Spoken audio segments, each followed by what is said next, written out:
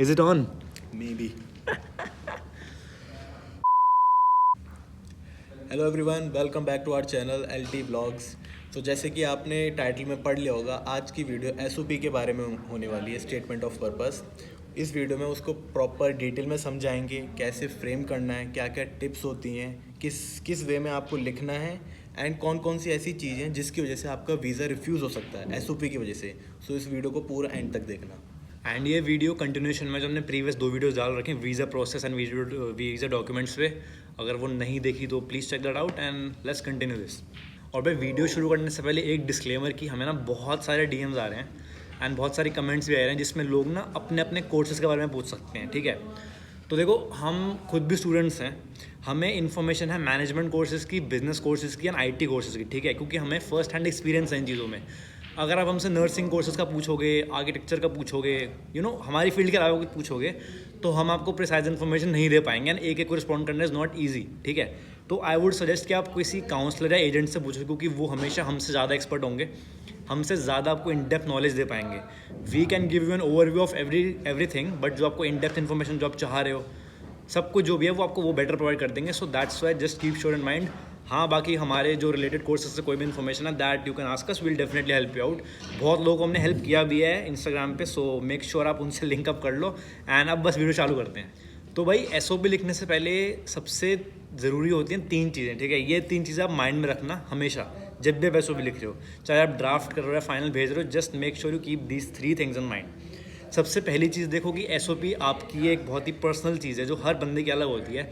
So you have to be absolutely true with whatever information you give, ठीक है, क्योंकि वो information visa वाले भी क्रॉस चेक करते हैं, कॉलेज वाले भी क्रॉस चेक करते हैं। अगर गलती से कोई फेक चीज़ उनको लगी या ऐसा लगा कि यार इसने SOP में कुछ चीज़ लिखी है जो एक्चुअल में नहीं है, तो आपको काफ़ी आगे लॉन्ग टर्म में रिजेक्ट भी हो सकता है आपका visa. So make sure you are absolutely true and fake information please मत प्रोवाइड करना, आपको दिक्कत होने वाली है। सेकंड मोस्ट इंपॉर्टेंट चीज़ की SOP हमेशा खुद लिखो, किसी से एक्सटर्नल हेल्प मत लेना, ठीक है, क्योंकि बहुत केसेस ऐसे होते हैं कि एजेंट्स क्या करते हैं, एक सैम्पल बना देते हैं और अपने हर बंदे को वो फॉरवर्ड कर देते हैं कि ठीक है यार तुम इसको कॉपी कर लेना। वो करोगे तो भाई ब्लैक लिस्ट हो जाओगे फ्यूचर में जाके, क्योंकि अगर उनको हल्का सा भी शक हुआ, वीज़ा वाले होते हैं स्मार्ट, ठीक है, उनको अगर शक हुआ कि आपका SOP कॉपीड है कहीं से, या मान लो आपको इंटरव्यू कॉल आई और आपने जो इन्फॉर्मेशन प्रोवाइड की SOP में वो डिफरेंट हुई फ्रॉम योर एक्चुअल इन्फॉर्मेशन जो आपके इंटरव्यू पे आप दोगे, तो अगेन वीज़ा रिफ्यूजल के चांसेस हैं। सो जस्ट मेक श्योर कि आप ना खुद अपना SOP बनाओ, किसी से एक्सटर्नल हेल्प मत लो। एंड यार कोई पेपर तो हो नहीं रहा आपका कि गलत हो जाएगा, ठीक है। Make sure you stick to the format and अपना बनाना टेलर मेड पूरा। Third information and third point जो आप माइंड में रखना वो है कि अपनी जो भी इन्फॉर्मेशन प्रोवाइड करोगे, be very precise with it and be very short with it. पूरे पैराग्राफ फॉर्म में लिखोगे तो यार वीज़ा वालों के पास भी इतना टाइम नहीं है कि आपका पूरा पर्चा पढ़ें, और ना आपके पास इतना टाइम है यार कि हर किसी को फॉरवर्ड करो। तो मेक श्योर आप पॉइंट्स में अपना SOP लिखो, जो पॉइंट है उसको क्रिस्टल क्लियर कम शब्दों में एक्सप्लेन कर दो। उसका आपको यहाँ एग्जाम नहीं हो रहा कि आपको यार अपनी कंटेंट बढ़ाना है, जस्ट मेक श्योर कि प्रिसाइज हो पॉइंट एंड सही इन्फॉर्मेशन हो। सो अब बात करते हैं वो सारे पॉइंट्स की जो जो इंक्लूड होते हैं SOP में। सो सबसे पहली चीज़ जो मैं बताना चाहूँगा वो है आपकी पर्सनल डिटेल्स और फैमिली बैकग्राउंड की इन्फॉर्मेशन आती है। पर्सनल डिटेल्स वही कि आप क्या हो, क्या क्या क्या आपकी स्टडीज़ हैं, क्या क्या आप कर चुके हो, कोई अगर आपने इंटर्नशिप करी उसके बारे में डिटेल्स दे दीजिए। सेकंड चीज़, अगर फैमिली के बारे में बता तो फुल फैमिली का बैकग्राउंड, मॉम डैड क्या करते हैं, सोर्सेज ऑफ इनकम क्या है, फाइनेंशियल स्टेटस क्या है आपका। सो उसको 1 या 2 पैराग्राफ में डिटेल में आप समझा दीजिए। सेकंड जो आप चीज़ इंक्लूड करते हो अपने SOP में, that is key why are you coming to Australia and not any other country, ठीक है। अब इस सिनेरियो में यार बहुत सारे कोर्सेज होते हैं जो हो सकता है आपको कनाडा में मिल रहे हो, UK में मिल रहे हो, ऑस्ट्रेलिया में मिल रहे हो, same course, but why are you choosing Australia specifically. तो आप क्या कर सकते हो, उस कोर्स के बेनिफिट्स जो ऑस्ट्रेलिया में एप्लीकेबल हैं वो सब डाल सकते हो। यहाँ के कल्चर के बारे में बता सकते हो कि you like the culture, you like the diverse environment, जो भी आपको पॉजिटिव चीज़ें लग रही है ना ऑस्ट्रेलिया के बारे में, just make sure you include that, क्योंकि आपने दूसरी कंट्री को नीचा नहीं दिखाना, आपने ऑस्ट्रेलिया को एक प्रमोशन देनी है कि यार मैं ऑस्ट्रेलिया चूज़ कर रहा हूँ, तो obviously there is some reason behind it. तो जस्ट मेक श्योर कि आप जस्टिफाई कर दो उसको and everything will go off smoothly. और दूसरी चीज़ जो आती है कि अगर आपको वही सेम कोर्स आपके कंट्री में मिल रहा है, फॉर एग्जांपल आपको इंडिया में सेम कोर्स मिल रहा है, तो आप इंडिया में क्यों नहीं कर रहे हो उस कोर्स को, ऑस्ट्रेलिया में क्यों कर रहे हो। तो उसमें आप बता सकते हो कि मेरे को इंडिया में कोर्स वो अगर करूँगा तो मेरे को इतनी ज़्यादा अपॉर्चुनिटीज़ नहीं मिलेगी, यहाँ के स्टडी क्वालिटी ज़्यादा बेटर है मेरी कंट्री से। तो ये सारी चीज़ें आप एज अ लाइक अपने लैंग्वेज में एक्सप्लेन कर सकते हो। जो आपको खुद पर्सनल फील होता है, ये नहीं कि लाइक इंटरनेट से कॉपी कर दे चीज़ें, जो आपको लग रहा है कि हाँ यार क्यों ऑस्ट्रेलिया की स्टडी लेवल क्यों ज़्यादा बेटर है, मैं क्यों वहाँ जा रहा हूँ पढ़ने के लिए, वो सारी चीज़ें आप पैराग्राफ में एक्सप्लेन कर सकते हैं। एंड मैं दोबारा यही कहूँगा कि देखो नेट से कॉपी मत करना, क्योंकि टेम्पलेट्स ना बहुत सारे मिलते हैं एसओपी के, उसको आप अगर अपने एक्चुअल एसओपी में डालोगे तो it can be very harmful for you, visa reject होने के चांसेस हैं, हमने खुद देखा बहुत लोग होते हुए। ठीक है, तो नेक्स्ट पॉइंट जो आप इंक्लूड करते हो दैट इज़ कि जो भी आप कोर्स करने जा रहे हो, how is that course related to your previous studies. ठीक है, तो लाइक अगर आप मास्टर्स करने आ रहे हो, how is that course related to your bachelors, या आप बैचलर्स करने आ रहे हो तो how is that course related with your graduation में जो भी जो आपने 12th में कोर्स किया है। अब सेइंग दैट ऐसा नहीं है कि यार आपने अगर 12th में साइंस की है तो आपको बैचलर्स भी साइंस में ही करना है, you can change your course, कोई मसला नहीं है। बट द थिंग इज़ कि आप अगर उसको प्रॉपर जस्टिफाई कर सको कि ठीक है मैं कोर्स स्विच कर रहा हूँ, what is the reason for that, वो जस्टिफाई कर सकते हो। बट हाँ, प्रेफरेंस उनको ज़्यादा मिलती है जिनका कोर्स लिंक्ड हो। फॉर एग्जांपल हमने जैसे बीबीए किया हुआ है एंड हमने मास्टर्स में भी सिमिलर कोर्स यूज़ किया है, लाइक सिमिलर कोर्स लिया, तो हमारे लिए एक बेनिफिट था वो। जो बंदा सेम कोर्स नहीं लेगा, हो सकता है उसको क्वेश्चन ज़्यादा हो, but it's not a big deal, just make sure आप जस्टिफिकेशन उसकी आराम से दो और सही से दो, ट्रूथफुली। फिर लास्ट में एक पॉइंट जो आता है कि जो भी आप कोर्स यहाँ पे कर रहे हो उसका बेनिफिट आपको अपनी कंट्री में क्या होगा, तो उसको आपको एक्सप्लेन करना पड़ेगा कि अगर मैं यहाँ से कोई पर्टिकुलर कोर्स करके जा रहा हूँ, फॉर एग्जांपल मैं नर्सिंग का कोर्स करके जा रहा हूँ या इंजीनियरिंग कोई को कोर्स कर रहा हूँ, सो उससे मेरे को इंडिया में जाके कितना ज़्यादा बेनिफिट मिलेंगे। तो उसमें आप एक्सप्लेन कर सकते हो कि मेरे को जॉब अपॉर्चुनिटीज़ ज़्यादा मिल जाएंगी, मेरे लिए एरिया जो होगा जितने भी जॉब फील्ड्स का वो ज़्यादा होगा, मैं स्पेशलाइज्ड इन्फॉर्मेशन मिलेगी, लाइक क्वालिटी वॉज ऑब्वियसली यहाँ की क्वालिटी स्टडीज़ की अपने इंडिया से ज़्यादा बेटर है, तो वो भी आपके लिए बेनिफिट होगा। तो ये सारी चीज़ें आप फ्रेम कर सकते हैं। And one more point which you can include in your SOP is that कि अगर आपकी कोई प्रीवियस हिस्ट्री है वीज़ा रिफ्यूज़ल्स की, ठीक है, तो उसको कभी देखो वीज़ा ऑफिस से छुपाओ मत। जैसे अगर आप ऑस्ट्रेलिया जा रहे हो, कनाडा जा रहे हो, कहीं भी जा रहे हो, अगर आपका प्रीवियसली वो वीज़ा रिजेक्ट हो चुका है तो देखो कोई शर्माने की बात नहीं है, आप उनको बता दो कि ये रीज़न था एंड वो कंसिडर कर लेंगे।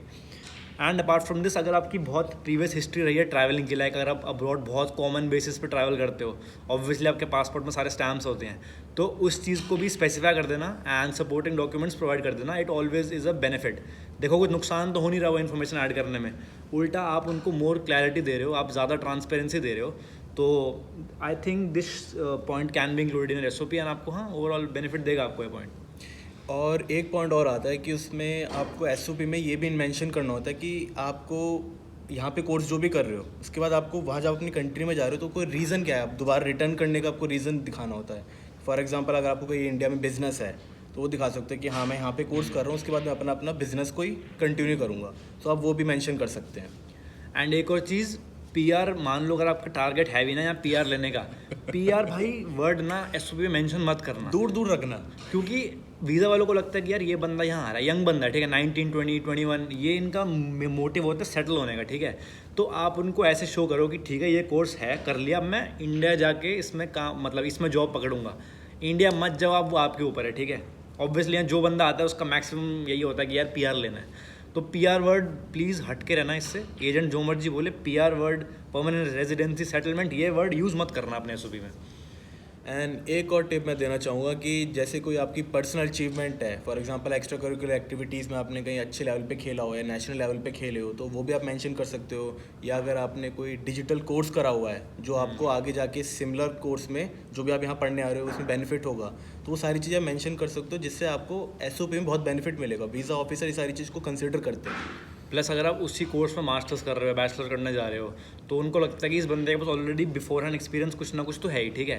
कोई भी इंडस्ट्री हो यार, मार्केटिंग की हो, ऑटोमोबाइल इंडस्ट्री हो, किसी में भी कुछ भी एक्सपीरियंस है ना, it all counts towards your progress, तो आप उसको मेंशन कर देना सपोर्टिंग डॉक्यूमेंट्स, तो ऑब्वियसली दिखा देना उसको एंड वो आपको कंसिडर कर लेंगे and obviously you will gain upper hand over और भी कोई बंदों के ऊपर, so it's obviously beneficial. So guys ये तो था ओवरव्यू पूरे एसओपी का। अब हम फिर से रिपीट कर देते हैं वो कौन कौन से रीजंस हैं जिनकी वजह से एसओपी आपका रिजेक्ट हो जाता है।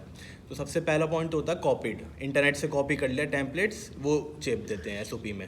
फिर आता है कि भाई जो स्मार्ट बंदे सीधा एजेंट से अपना एसओपी बनवा लेते हैं, वो भी एक बिग रेड फ्लैग है, मत करना है ऐसे। और एक जो सच नहीं लिखते, झूठ लिख देते हैं अपने एसओपी में, हाँ। जो भी डिटेल्स उनमें मांगी होती हैं उसको बढ़ा चढ़ा के या फिर अपने बेनिफिट में झूठी लिख देते हैं। फिर कुछ लोग आते हैं जो ना कुछ ज़्यादा सच लिख देते हैं कि भाई साहब मैं जा रहा हूँ पीआर लेने। वहाँ कहूँगा सिर्फ मेरा मेन मोटिव वहाँ जाके काम करना, पीआर लेना। ये लाइन भाई मत डालना यार, बहुत दिक्कत हो जाएगी। अगर ये आपने लाइन डाल दी तो आपका काम हो जाएगा दही, सारी मेहनत नाली में। वही, क्योंकि आप ये ना हो ना कि सब कुछ सही हो गया, बस वीज़ा के टाइम पे आपकी ये लाइन पढ़ लेंगे। और हाँ, इससे आपके इंटरव्यू में भी दिक्कत आएगी, क्योंकि अगर आप डिसऑनेस्ट चीज़ लिखोगे या फेक एस चीज़ लिखोगे, उससे आपके इंटरव्यू में हमेशा दिक्कत आएगी।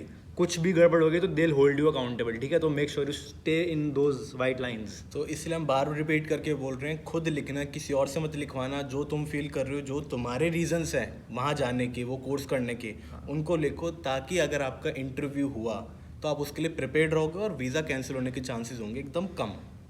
एंड इंटरव्यू से रिलेटेड भी हम एक वीडियो जल्दी लाएंगे, क्योंकि देखो हमें तो पर्सनली इंटरव्यू हुआ नहीं था, बट बहुत लोग का हो जाता है इंटरव्यू, जिनके फाइनेंशियल डॉक्यूमेंट्स में कुछ कमी होती है, जिनके एसपी में कुछ होता है, तो इंटरव्यू कैन हैपन। सो उसके रिगार्डिंग में वीडियो बना देंगे। एंड अपार्ट फ्रॉम दैट आइल्स के रिगार्डिंग वीडियो बना देंगे, OHSC, बहुत सारे टॉपिक्स हैं। अभी तो आएगी वीडियो, देखते रहो, स्टे ट्यून्ड।